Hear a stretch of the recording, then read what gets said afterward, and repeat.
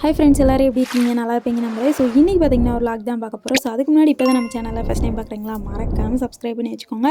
So இன்றைக்கி இந்த டேயில் நாங்கள் என்னென்ன ஃபன் பண்ணோம் அப்படின்னு தான் காட்ட போகிறோம். ஸோ வீடியோ ஃபுல்லாக ஸ்கிப் பண்ணாமல் பாருங்கள். வாங்க வீடியோக்குள்ளே போகலாம். ஸோ இன்றைக்கி காலையிலே பார்த்திங்கன்னா வழக்கம் போல் தான் குளிச்சு கிளம்பி நாங்களும் போயாச்சு. ஸோ இன்றைக்கி தையல் கிளாஸ் தான் போனோம்.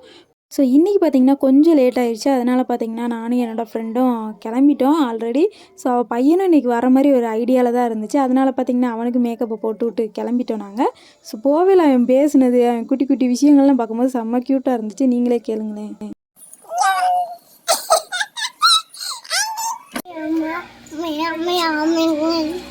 ரம்யா சொல்லு. ரம்யா ரம்யா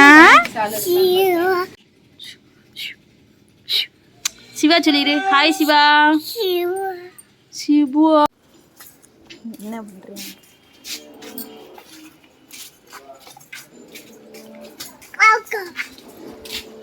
இங்கே நம்ம போகிறோம்.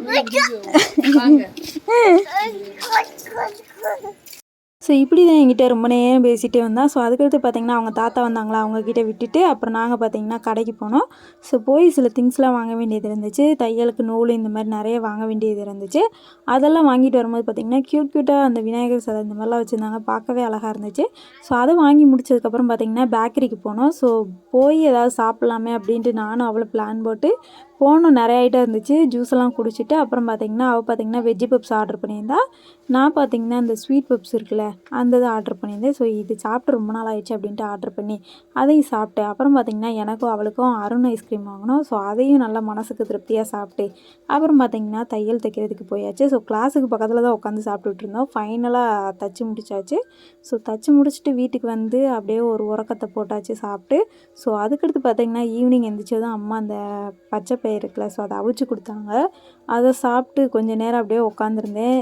பாருங்கள், அப்படியே ரொம்ப உறக்கத்துலேயே உட்காந்துருந்தேன். மூஞ்சியை மட்டும் கழுவிட்டு திருநீரை மட்டும் பூசிட்டு அப்படியே உட்காந்துருந்தேன். ஸோ அது கொஞ்சம் தெரிஞ்சதுக்கப்புறம் பார்த்திங்கன்னா எங்கள் வீட்டு பக்கத்தில் உள்ள குட்டி வந்துருச்சு. ஸோ அவங்க கூட கொஞ்சம் நேரம் டைம் ஸ்பெண்ட் பண்ணிவிட்டு எனக்கு இந்த டே இப்படி தான் போச்சு.